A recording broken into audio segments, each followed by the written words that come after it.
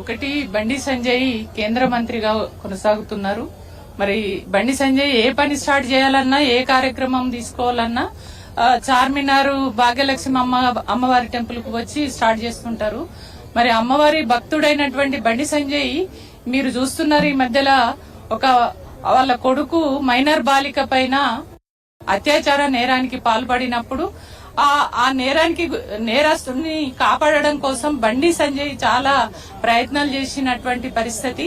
కాబట్టి ఆ అమ్మాయి ఈ నేరానికి పాల్పడ్డటువంటి నేరస్తుని కాపాడడంతో పాటు నేరానికి గురైన అన్యాయానికి గురైనటువంటి బాలికను వాళ్ళ భయభ్రాంతులు చేసి బెదిరించి బ్లాక్మెయిల్ చేసి నానా ఇబ్బంది పెట్టినటువంటి పరిస్థితి ఉన్నది.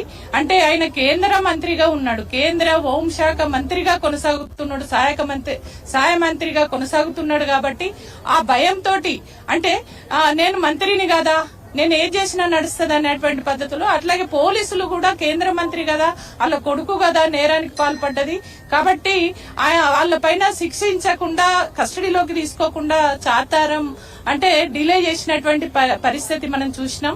కాబట్టే ఇంకా ఇప్పుడు అంటే ఒక 9 రోజుల తర్వాత కస్టడీలోకి తీసుకున్న బండి భగీరథను అరెస్టు చేసినా మళ్లీ ఆయనను తప్పించడం కోసం దాని నుంచి పూర్తి స్థాయిలో శిక్ష పడకుండా ఏదైనా ప్రయత్నం చేస్తాడు బండి సంజయ్. కాబట్టి అమ్మవారిని మేము ఒకటే కోరుకుంటున్నాం, అమ్మ మీ భక్తుడు మరి ఇట్లాంటి నేరాలకు ఒడిగడుతున్నాడు, ఆ నేరస్తుని తనంతట తానే ఆ పదవి నుంచి తప్పించుకునే విధంగా మీరు ఆశీర్వదించాలి, ఆయన తప్పుకునే విధంగా ఉండాలి అని చెప్పేసి మేము కోరుతున్నాం.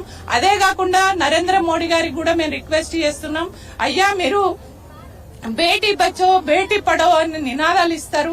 ఆ నినాదాలు అంటే బాలికలను కాపాడడం కోసం మేము చర్యలు చేపడతామన్నటువంటి మోడీ గారు మరి మీ మాటలేనా చేతలలో ఉండవా? మరి మీ కేంద్ర మంత్రి ఇంట్లోనే ఇవాళ వాళ్ళ కొడుకు ఒక నేరానికి పాల్పడితే ఆ నేరస్తుని కాపాడడం కోసం శతవిధాల ఇవాళ కేంద్ర మంత్రిగా ఉన్నటువంటి బండి సంజయ్ ప్రయత్నం చేసిండు.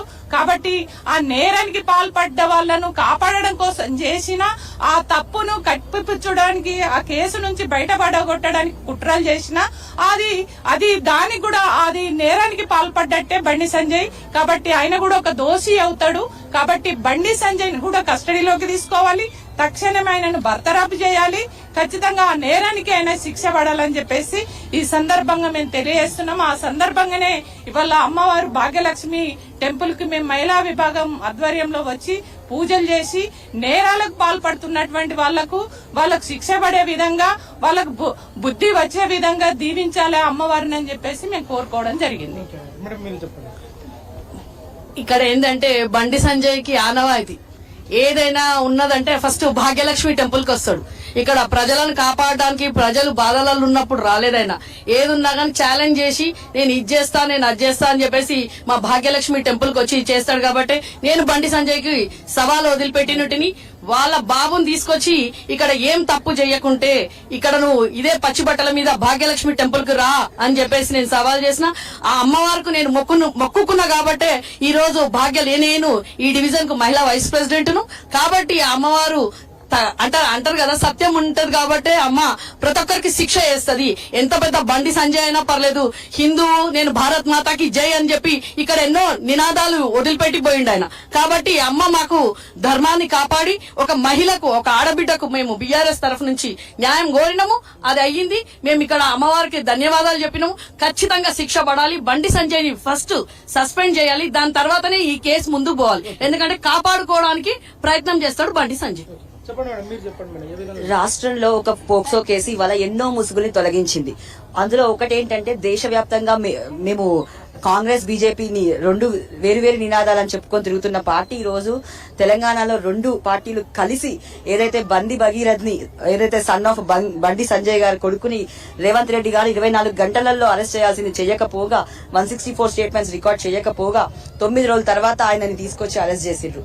అదే కాకుండా వాళ్ళ పేరెంట్స్ ఎవరైతే మైనర్ బాలిక ఉన్నారో వాళ్ళ పేరెంట్స్ ని బండి సంజయ్ గారు బెదిరించడం వల్ల ఆయన కూడా అందులో ఆ సెక్షన్ 21 కి ఆయన అక్యూజ్డ్ అవుతారు. కాబట్టి ఆయనని కూడా ఈ కేసులో అక్యూజ్డ్ గా చేర్చి అదే విధంగా ట్రాన్స్పరెంట్ గా విచారణ జరగాలి అంటే ఆయన మంత్రివర్గం నుంచి ఖచ్చితంగా ఆయన బర్తరఫ్ చేయాలి.